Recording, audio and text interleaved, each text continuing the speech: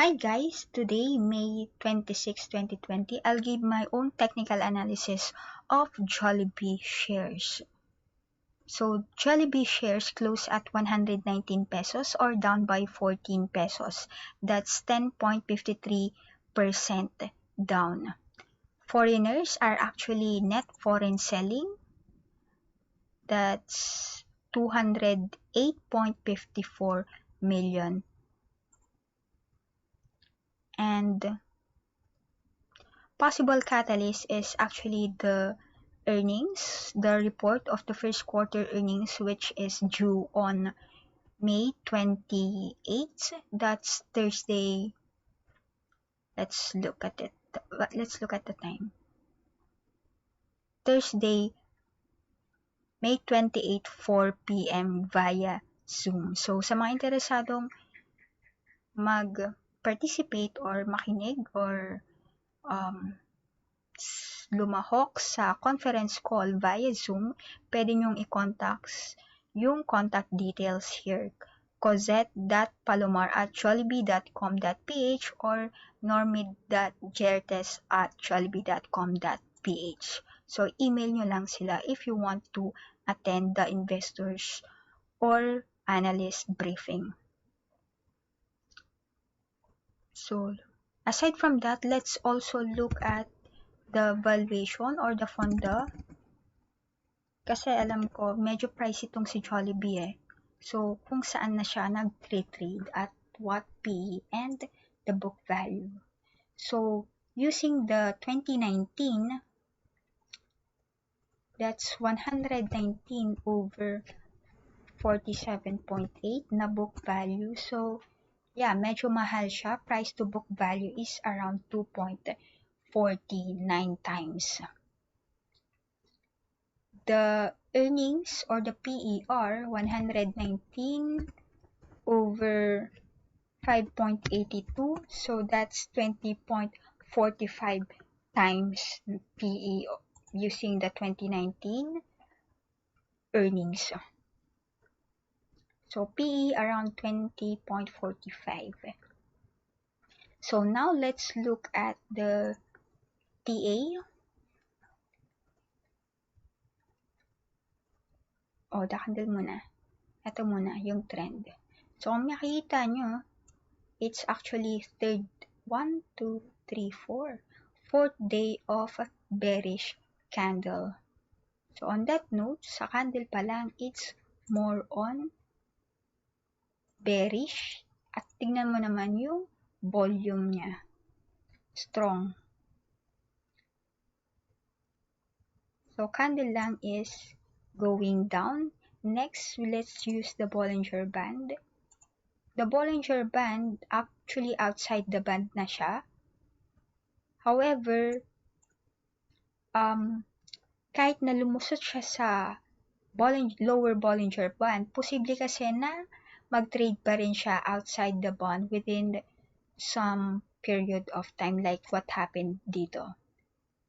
Or, could possibly, pag nag-trade siya outside the band, dapat may possible positive catalyst for it to move within the band.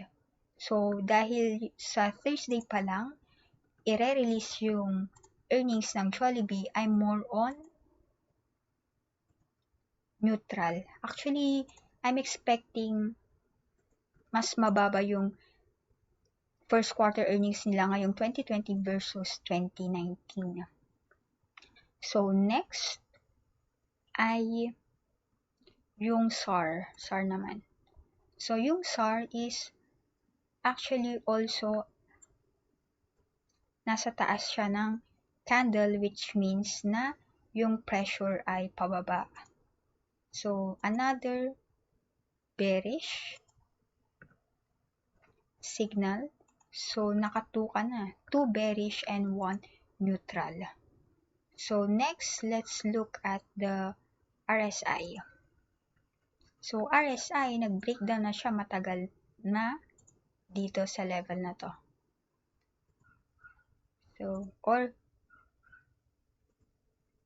So, siya ay more on downside pa din.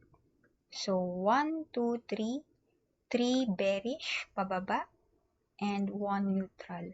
Same here with MACD. Nag-cross na siya sa taas, going down. At yung histogram niya ay nasa baba na din. OBV on the other hand is same lang din. Breakdown here.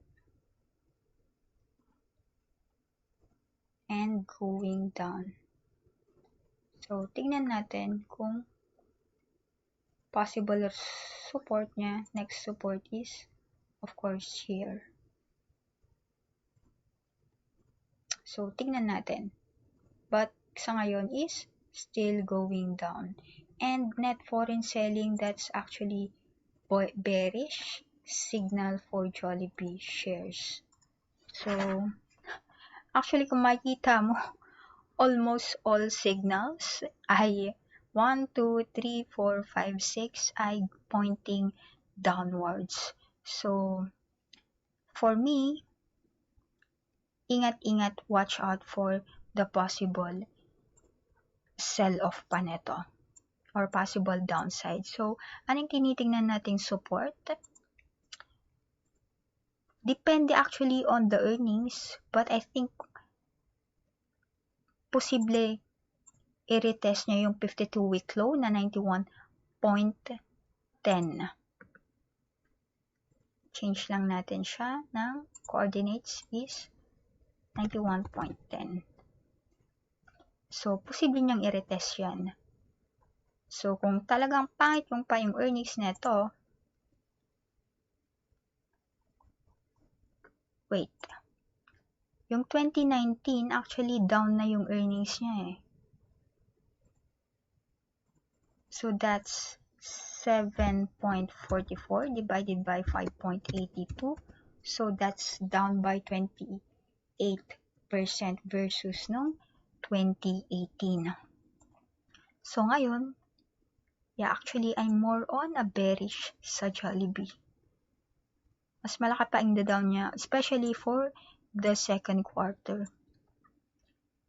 So, on a monthly, yan yung first support natin is, of course, the 52-week low. And next support is, dito na siya, oh, around here, or that's 60. Wait, let's make a horizontal array. That's around 68. So, nakadepende talaga sa earnings on Thursday. Pero, pwedeng magkaroon siya ng short-term na bounce. But for me, for second quarter kasi medyo malalim yung, malaki talaga yung down ng earnings nila. So, on that note, I'm more bearish sa Jollibee. So, 1, 2, 3, 4, 5, 6. So, that's 6 indicators. Oh, wait.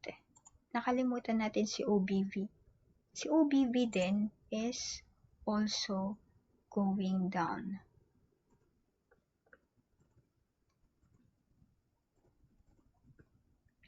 So, ang dami, more on pointing downward. 1, 2, 3, 4, 5, 6. So, that's 6 plus isang neutral on Bollinger Band.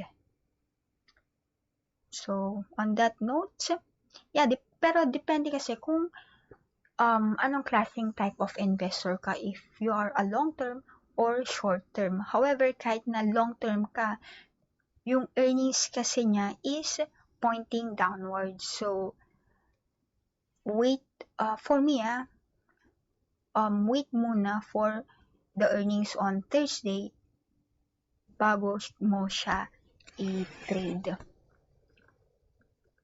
Saka tignan mo, foreigners are also selling. So, possibly ay ina-expect na talaga nila yung downside ng Jollibee or down ng earnings nila. So, nag-risk off na sila bago yung released on Thursday. So, there you go guys. If you have some comments, questions, and feedback, please feel free to reach me out. Thanks guys.